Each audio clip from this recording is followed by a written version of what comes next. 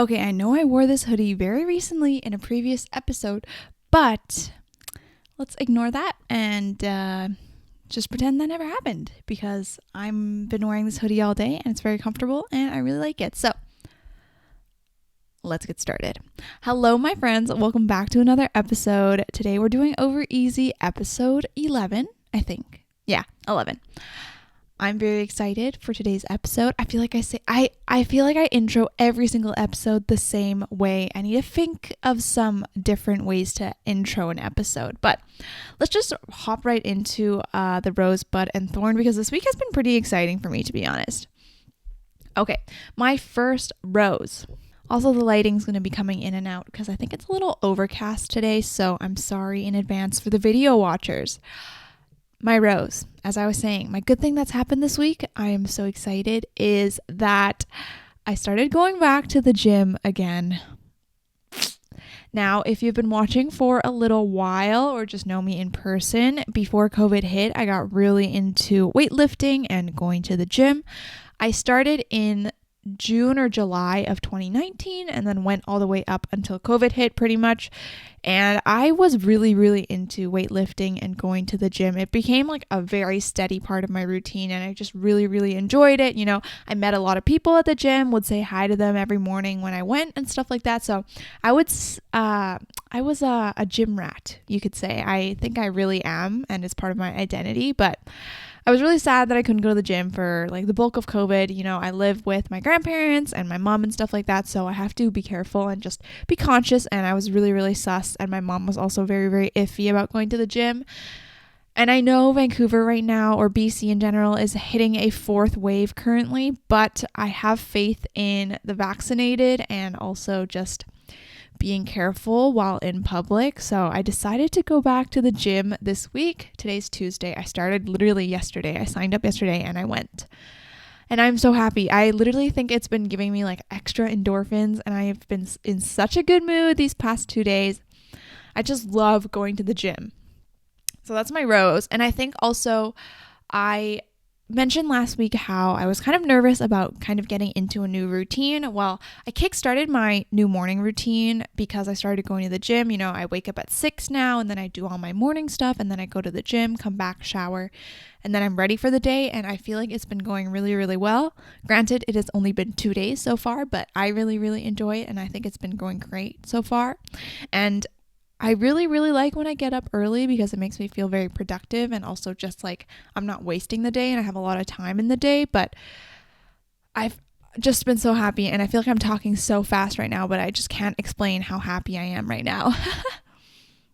Yesterday I did legs and then today I did arms. Tomorrow I'm going to go and do abs and back and I'm very excited. I've also been wanting to try the fitness classes that my gym provides, but it's kind of been hard with my schedule just because I've been working a bit more this week. So we'll figure it out, but I'm so excited for just life in general right now because I get to go to the gym and stuff like that. There's not a lot of people that go because I go at the very early time slot. So it's been a great week so far. My bud is I'm genuinely really, really looking forward to school in both an excited and an anxious way.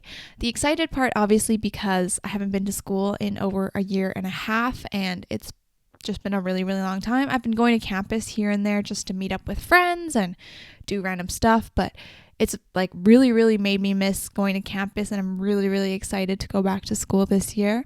I hope everything, like knock on wood, that everything is okay for the first semester because, like I said, COVID right now has been having a fourth wave just because of everything going on. But hopefully it's okay and we'll be fine for this semester.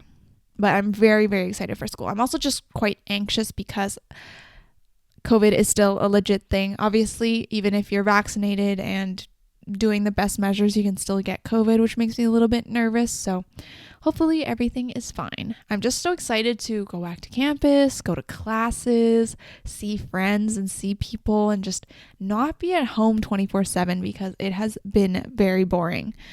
Not really boring, just very monotonous, I guess. I don't know how to describe it, but yeah, it's my bud. Okay, my thorn is quite random and a little bit touchy, so just a little trigger warning.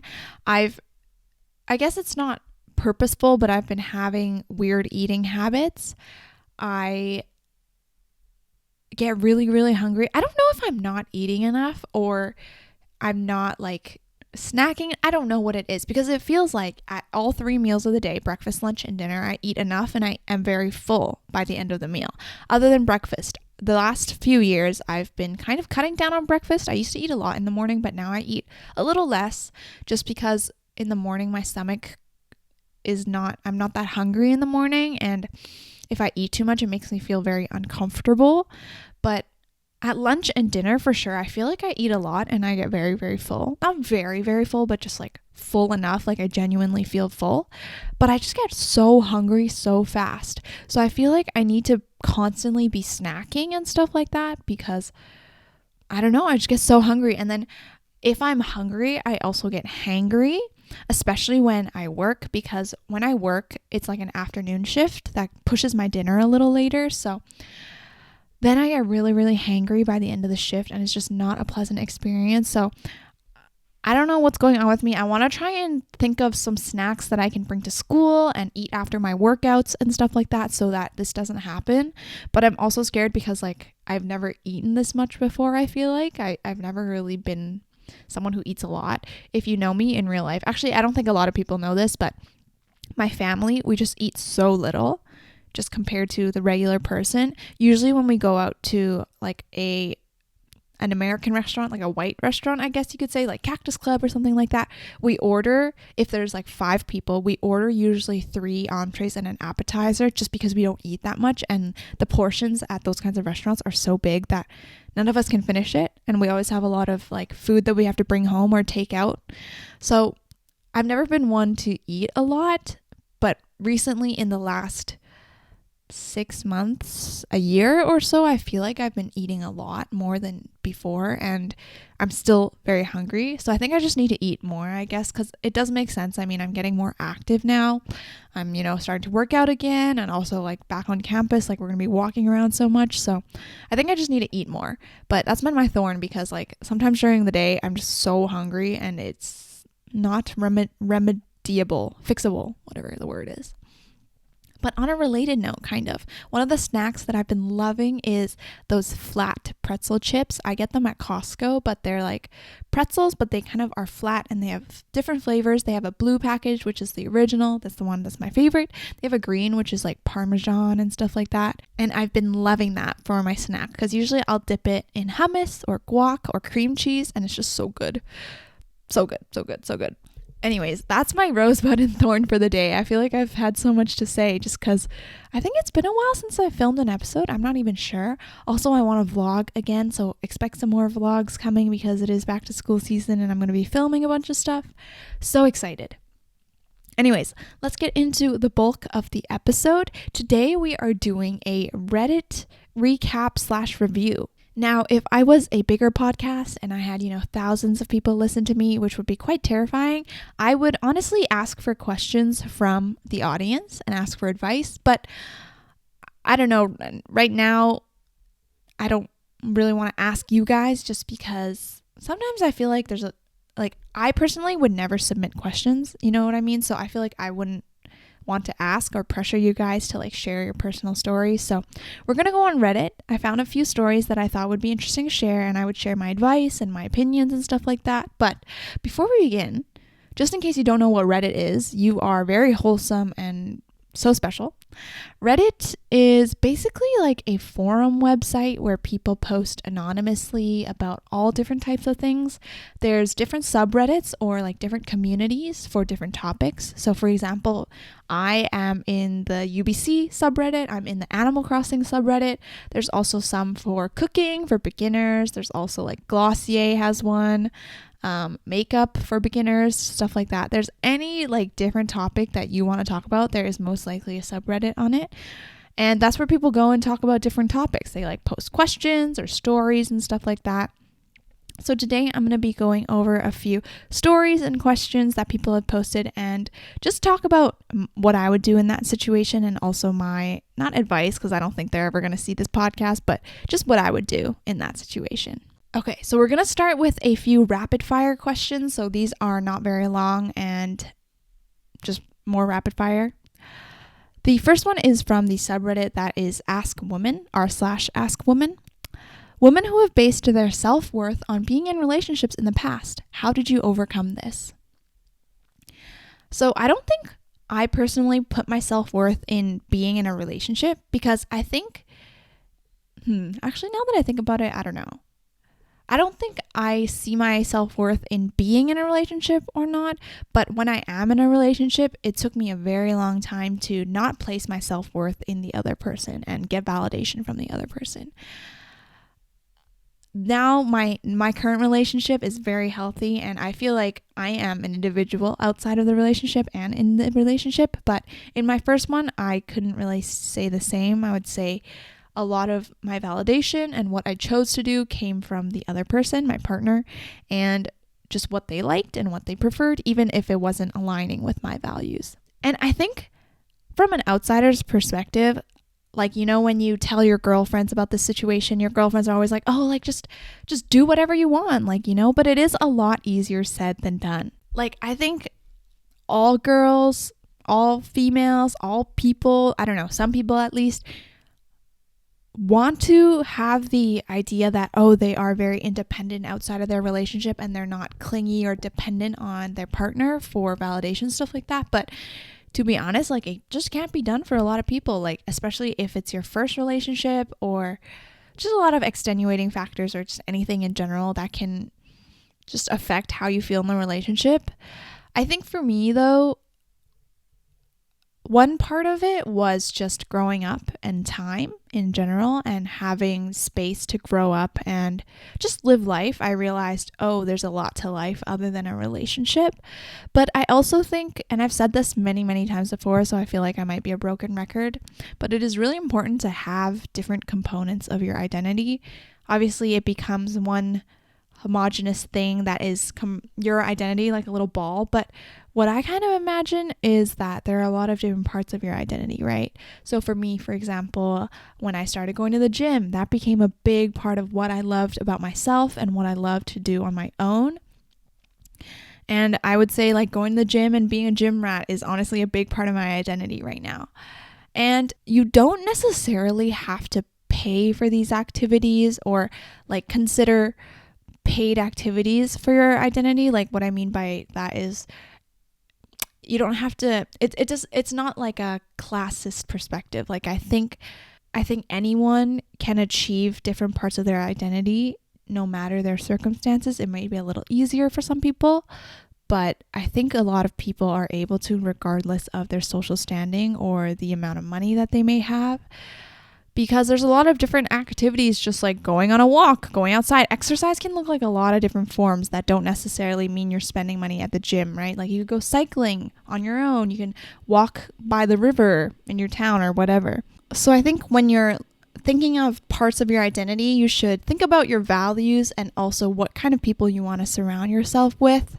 A big part also is religion. That might also be a big part of your identity, and that kind of affects the types of activities you choose and stuff like that. The only reason I say that is because I'm going to an event later today on campus, and it's for a Christian club that my friend is a part of. I'm not Christian, but I really enjoy learning about religion and just soaking in what people have to think about and say. So I usually like to surround myself with those kind of people so that I have the opportunity to learn about different points of view that I may never have thought of before. But yeah, I think finding different parts of your identity and finding different activities that you're interested in, that takes up a lot of time. First of all, time that you may be like longing to hang out with your partner or longing to be with someone, but also it gives you a lot of satisfaction and a lot of other things, and also places your satisfaction fully on yourself and not on someone else. So that's how I think a big piece that I think might help out someone if they're like feeling they need to be validated by a relationship. I also think nowadays dating and relationships is just such a hard topic to navigate, especially with social media and dating apps. dating has just become such a weird topic. I was thinking about it in the car earlier today, actually, and I was thinking about like, if I didn't have a boyfriend, like dating would be very difficult and very hard to navigate, I feel like, as a 20-something-year-old in this current society. Anyways, my next question from the Reddit is, I believe this is from r/ask Reddit. What food should you never order on a first date? I don't really have a particular story with this question. I just thought it'd be kind of fun and lighthearted. But I would say, okay, this is kind of a deep answer, but don't order anything that isn't truly you. You know, I think a lot of females, or at least this is portrayed in the media a lot, which I hate.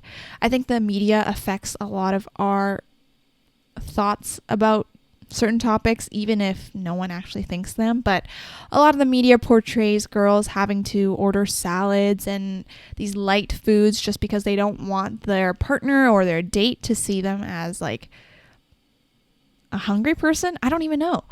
If you're at a restaurant with a date, I don't think food should be the biggest concern. Obviously, I think you should be more focused on being able to connect with that person, learning about who that person is, and all that kind of stuff. And the food should be the least of your worries. So honestly, if it were up to me, I would just say order anything you want because it'll be totally fine. I think a lot of people are like, oh, don't order spaghetti because the sauce gets all up in your shirt. But I think it'd be like a really funny experience to eat spaghetti on a first date with someone that you barely know, and having to navigate that and not get sauce on your dress or not get sauce all over you. It's pretty funny.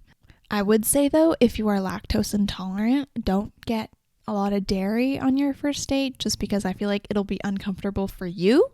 Your stomach might be like really gurgly and you might be like very gassy after. So don't eat anything that you're not comfortable with. It's all up to you. I believe the next question is also from r/ask Reddit. How do we stop the rising obesity rate with half the US population projected to be obese by 2030? This is a really tough question to navigate because I feel like body image, fitness culture, and diet culture is a very large part of our society nowadays, and it's kind of woven into every single trend or topic that comes across social media, especially on TikTok. I recently watched a documentary about how TikTok trends are so harmful because they promote European or Eurocentric beauty standards, and it's just very harmful for a lot of people, especially like the filters that they have on TikTok and stuff like that. So I think this kind of ties into it.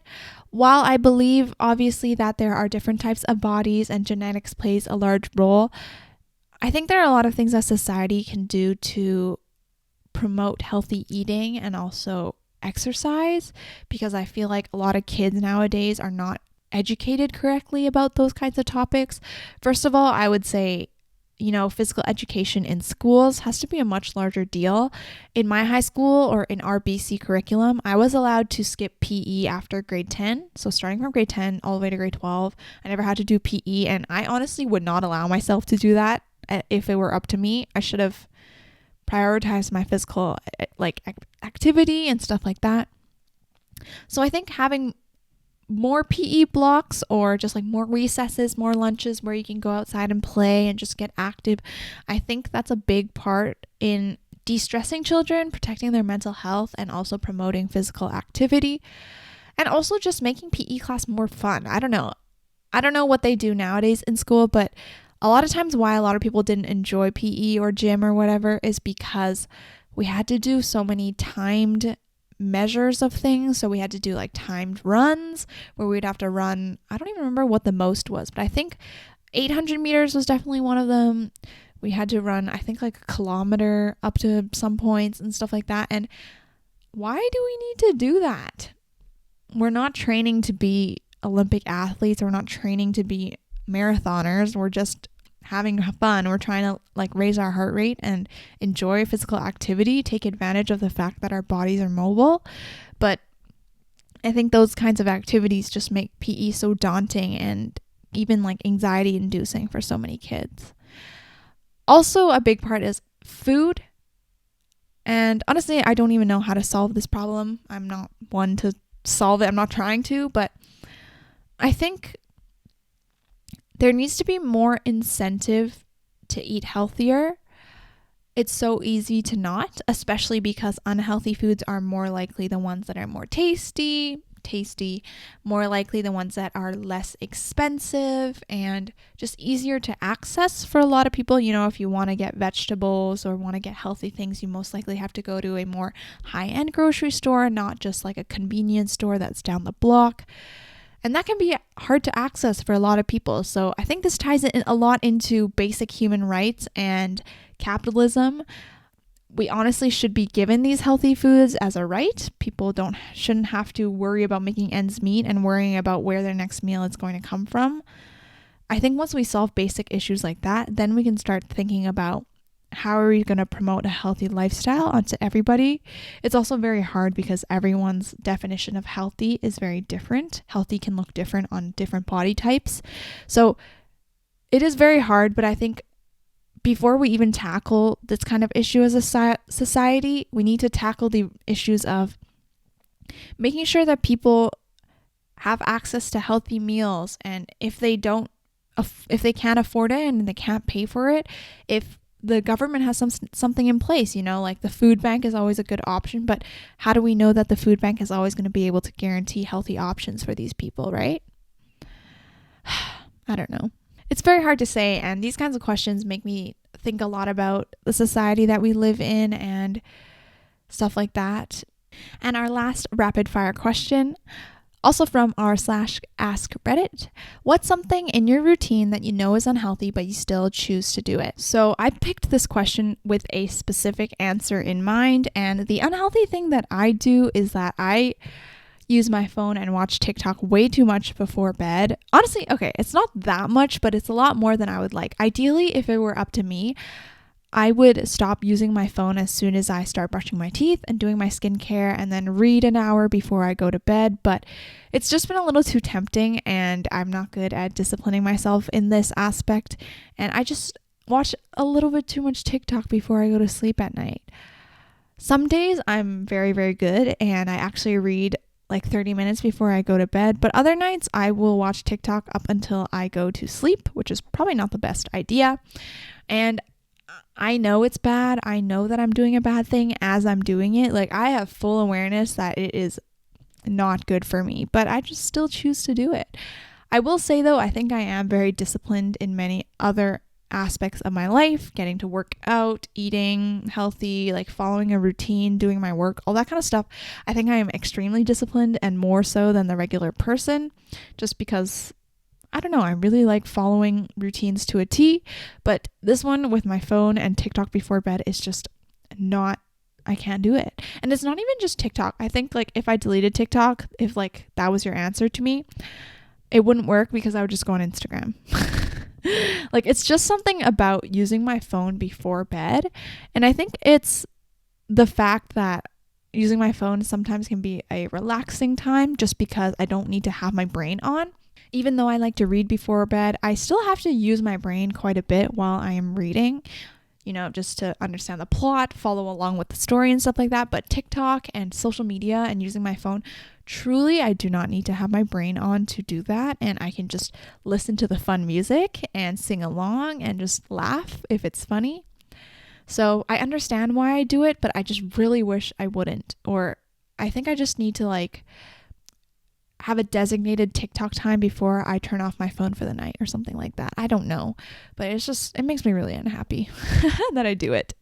Okay, so that is the rapid fire section. We're going to go on to a bit of the longer stories that I found on Reddit. Okay, so this first one is from r/relationship advice, where people post and ask for relationship advice. So I'm going to just read it through. Okay, so for context, the person posting is a 20-year-old female and her partner is a 25-year-old male. So my boyfriend gave his number to a girl in front of me and I don't know if I feel jealous or disrespected. We went volunteering at a festival this weekend and took MDMA. I also don't know what that is, but I think it's a type of drug. That's all I know. At some point, we were talking to two other volunteers, a man and a woman, and my boyfriend, who was completely blasted, started talking about music with the other girl and how he wishes they would meet up to jam sometime. They exchanged numbers, and all the while I was standing next to him waiting for the conversation to end. I felt extreme jealousy at this point, which I know is not healthy, so I bottled it up. What bothers me the most is the embarrassing situation I had to go through, just standing there while my boyfriend of 1 year was giving his number to a girl he didn't even know. I tried talking about it to him. He told me she's a lesbian and thought that my main problem was the jealousy I felt. I told him that the problem was also the boundaries. I wish he asked himself the question, would my girlfriend be okay with this, before giving out his number? I play music too. Maybe he could have included me in the discussion as well. I don't know. There's something about the whole situation that makes me feel really uneasy. The other guy that we were with, who wasn't talking to them, kept looking at me, and I'm pretty sure he was feeling bad. My main argument is that out of respect for him, giving my number to a random dude, even on MDMA, is something I'd have never done. I told him that I felt disrespected and we argued. Our relationship is at stake now. He told me my jealousy is unhealthy and I don't feel understood or respected. There's nothing he can do to fix what happened, so I asked him to be more careful about this next time it happens. Then the person edited the post, I think, after people started commenting. So edit, I was on MDMA too, and actually having a bad trip, partly because of this. The situation was making me feel so uncomfortable that I didn't even try to talk to them. I was just standing there feeling like absolute garbage.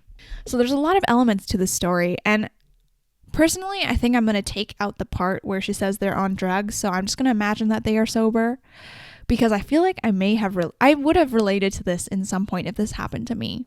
There's a lot of different issues that I'm trying to parse in my head right now. So I think the main issue is, in the moment, she bottled it up. Actually, I would have done that too. Let me think. Okay, to solve this issue, conflict resolution and stuff like that, because I think this couple is having a little bit of trouble with that. You guys need to set a time to agree to talk about this issue, even if it's something that's not important to your boyfriend. And if he's not willing to listen about that, then you need to consider whether this is a long-term partner, because you need a partner that is willing to listen to your issues and compromise over these sorts of things. So first things first is, like, when you're talking about these conflicts and stuff like that, you need to set a time with your partner, because you need to both be mentally ready and just open to this conversation. You know, if you keep trying to talk to him about it, like if you guys live together, for example, and you keep trying to talk about it while like he's washing the dishes or like he's trying to do his laundry or whatever, like that would not be a good idea, because he's not ready to talk about it. So it's okay if he wants to wait a couple days and think about the issue. It sounds like he's taking this a lot more lightly than the girl is, so I'm going to say that he would have been willing to talk whenever. But if you don't have that mutual agreement, then I think conflict resolution can be a really difficult thing. And the actual issue itself. So I'm going to think. Okay.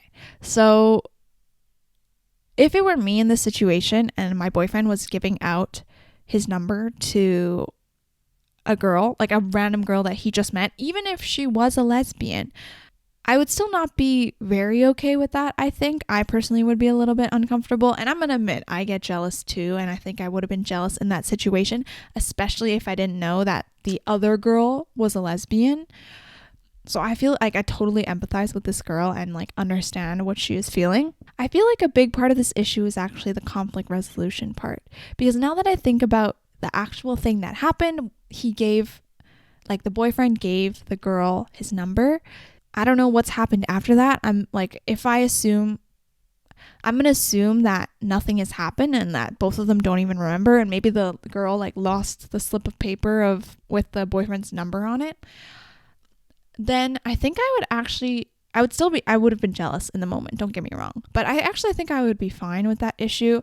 I think the bigger part of this problem is actually the conflict resolution and the boyfriend not willing to hear out the girlfriend.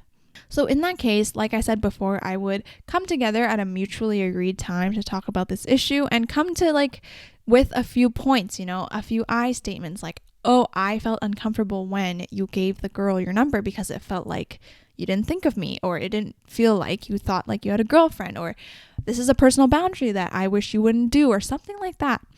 Very direct and concise statements that will let the boyfriend know that he's doing something wrong, and that the girlfriend would like if the boyfriend could change that. And I think that is okay to ask of another person, because in my opinion, relationships are all about compromise and learning to be okay with learning to live with the other person. So if that is a big deal to the boyfriend and the boyfriend's like, oh my God, you're so controlling, or oh my God, you're taking this way out of proportion, then that is the bigger issue that I would think about maybe even ending the relationship, just because depending on how he handles it, whether he gaslights her or isn't willing to compromise or isn't willing to hear her out, then those are bigger issues that show that he's not ready to be in a long-term relationship and he's not ready to compromise for the other person. In that case, if the girl has already tried to talk about it a couple times, I would say, just think about whether you really like this person and whether you really think this person is worth the long-term relationship, because I don't know, maybe you guys need to do some growing together. Maybe you need to talk through what you expect of each other. Maybe you've never encountered this territory before, this is your first time doing drugs. I don't know. But communication is always key in a relationship. I think that is a very big thing. I used to be a big bottler as well. And also the worst part about me before was that I was passive aggressive. So it was really, really bad because I would not communicate at all when I was upset or anything like that. And I have learned that that is very bad and very toxic in a relationship. So communicate when you can, and communicate anything and everything to your partner, because it's better that, you over communicate and, there's details that he doesn't need to know, but versus not communicating at all and him upsetting you because of your lack of communication. Yeah, I think that would be my advice. I really do feel for this girl though. It sucks. But anyways, let's move on to the second story. Okay, the second story is from a Reddit or a subreddit called Am I the Asshole? So the story starts, Am I the asshole for refusing to share my inheritance with a sibling? Hello Reddit, I don't have anyone I can share these thoughts with in person, so I'm hoping you guys can help me resolve this. The person is a 20-year-old male, so I'm a single child, or at least I thought I was. Just over a year ago, I discovered that I have a sister, Lucy. The story goes that my mother had a child with her first boyfriend while she was in college, and they couldn't support her, so she opted for adoption at birth. My father was aware of this, but I was never told. Anyways, about a year ago, she made contact with our mother. They've gotten on pretty well, keep in touch, and go on the odd lunch.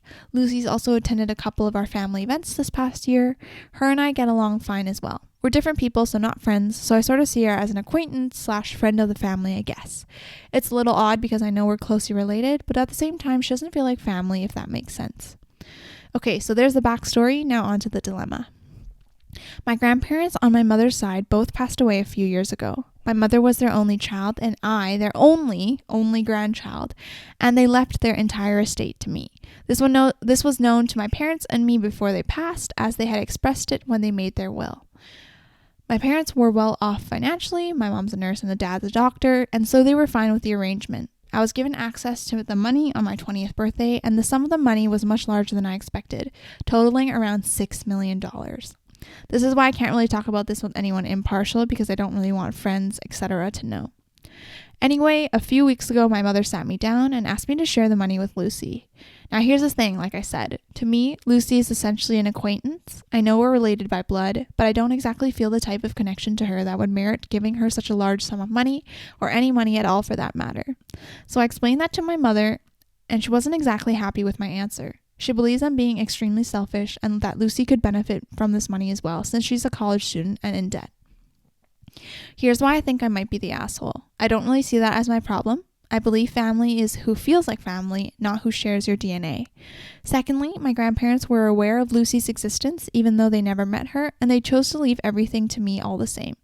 Also, it is not as though Lucy grew up poor in the foster system or anything. She was adopted at birth by what seems like two great people. Her adoptive parents are an accountant and a teacher.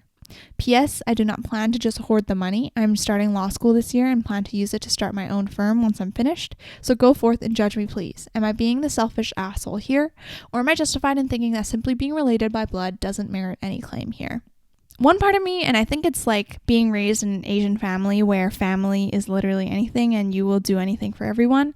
Because he got so much money, I don't think it is impossible to give up $10,000, $50,000. $50,000 is already a lot of money and can cover a lot of college costs and a lot of debt.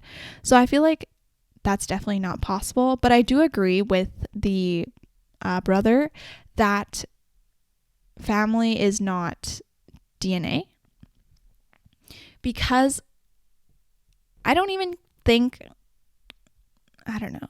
In my opinion, if I were in this situation and I was the guy who got the inheritance, I would not consider Lucy my sister, just because, again, like, I don't think that talking for 1 year and meeting up a couple times merits being a family member and being someone so intimate that I would share this inheritance with. So I think he's fine, to be honest, in my opinion. I think that if this were me, I would give a little bit of money, but not like split it 50-50, because that's definitely not it. I would give like $10,000 to $50,000, nothing of like big value. It is big to some people, but in the context of the money that he received, it's not a lot. Because I don't think you are responsible for her debt. You're not responsible for her life. Like, she has parents. I don't think Lucy would consider her parents the birth mom and the birth dad. I think she's much more acquainted with her actual mom and dad, the accountant and the teacher. So I don't think it's that family's responsibility, even if you're related by blood, to cover your costs and give you money. Yeah, and I think that's that, honestly. It's a